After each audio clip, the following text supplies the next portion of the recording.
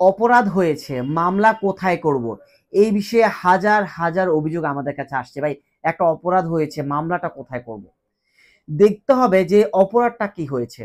আমার কাছে যে সকল অপরাধ নিয়ে আসে সেগুলো হলো যে 420, 406 অর্থাৎ টাকা আত্মসাৎ করছে, জাল জালিয়াতি করছে, যৌতুক চাচ্ছে, নারী নির্যাতন করছে, ধর্ষণ করছে, অথবা টাকা নিয়ে টাকা চুক্তি ভঙ্গ করছে।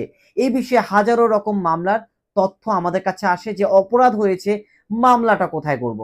আজকে ধরে নিলাম আপনার 420 অর্থাৎ আপনার থেকে টাকা নিয়েছে, টাকা আত্মসাৎ করেছে। এই এমন একটা অপরাধ হয়েছে, আপনি মামলাটা কোথায় করবেন?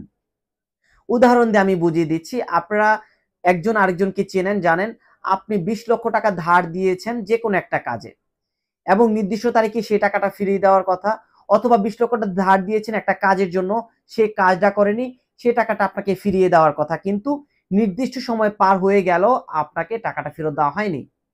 এই মুহূর্তে আপনি বুঝতে পারছেন যে আপনার সাথে অপরাধ হচ্ছে, টাকাও ফেরত দিচ্ছে না, আমার কাজও করে দিচ্ছে না। সেই ক্ষেত্রে কিন্তু আপনি ভিক্টিমাইজ হয়ে যাচ্ছেন। এখন আপনি মামলাটা করবেন কোথায়? থানায় নাকি কোর্টে?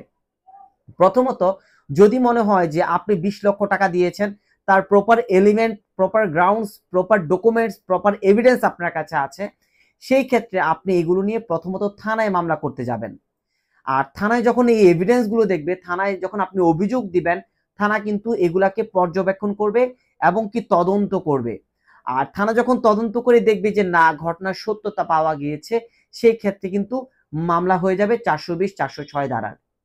ধরে নিলাম অনেকে আমাদের কাছে অভিযোগ দেয় যে ভাই, এই ডকুমেন্ট গুলো নিয়ে থানায় গিয়েছি, কিন্তু থানা থেকে মামলা নিতে চাচ্ছে না। তারা বলছে এগুলো কোর্টে গিয়ে মামলা করেন। যদি মনে করেন যে আপনার প্রপার এভিডেন্স থাকার পরও, প্রপার ডকুমেন্টস থাকার পরও থানায় যাওয়ার পরে থানা কোনোভাবে মামলা নিচ্ছে না, সেক্ষেত্রে অবশ্যই প্রপার এভিডেন্স এবং প্রপার ডকুমেন্ট নিয়ে বিশ্বস্ত একজন আইনজীবীর কাছে যাবেন। সেই বিশ্বস্ত আইনজীবী কিন্তু আপনার মামলা ফাইল করবে এবং আপনার টাকা যে আত্মসাৎ করেছে সেই হিসেবে 420 এবং 406 দ্বারাই কিন্তু মামলা দায়ের করবে এবং কি এটা কোর্টে দায়ের করা হবে। এই কোর্টে দায়ের করে দেওয়ার পর কোর্ট যদি মনে হয় যে আপনার জবানবন্দিতে যে প্রপার এভিডেন্স, প্রপার ডকুমেন্ট আছে, কোর্ট কিন্তু চাইলে এটাকে এফআইআর হিসেবে গ্রহণ করতে জন্য থানাকে নির্দেশনা দিতে পারে, অথবা কোর্ট থেকে কিন্তু চাইলেই ডিরেক্ট আসামির বিরুদ্ধে, যে টাকা নিয়ে টাকা দিচ্ছে না তার বিরুদ্ধে ওয়ারেন্ট ইস্যু করে দিতে পারে, অথবা কোর্ট চাইলে তদন্ত দিতে পারে, অথবা কোর্ট চাইলে আসামির বিরুদ্ধে সমনও দিতে পারে। সো এই চারটা জিনিসের যে কোনো একটা কোর্ট করতে পারে। আর আপনি যখন কোর্টের মাধ্যমে যাবেন তখন কিন্তু মামলা অবশ্যই নেবে এবং কি দিন শেষে অবশ্যই আপনি রেমেডি পাবেন। সো যদি কারো টাকা কেউ আত্মসাৎ করে নেয়, সেই ক্ষেত্রে প্রথমত আপনারা থানায় যাবেন। থানা থেকে যদি কোনো রেমেডি না দেয়, সেই ক্ষেত্রে কোর্টে গিয়ে আপনারা মামলা করবেন। অবশ্যই প্রপার ডকুমেন্ট থাকলে আপনি কিন্তু জিতে যাবেন এবং এই মামলায় বিশ্বস্ত আইনজীবীর মাধ্যমেই কিন্তু আপনি আগাতে হবেন কি, এবং কি এই মামলায় জিতে কিন্তু আপনি আপনার টাকাও পেতে পারেন, অথবা যে আসামি, যে অপরাধী এই কাজটা করেছে তাকে পানিশমেন্টও দিতে পারেন।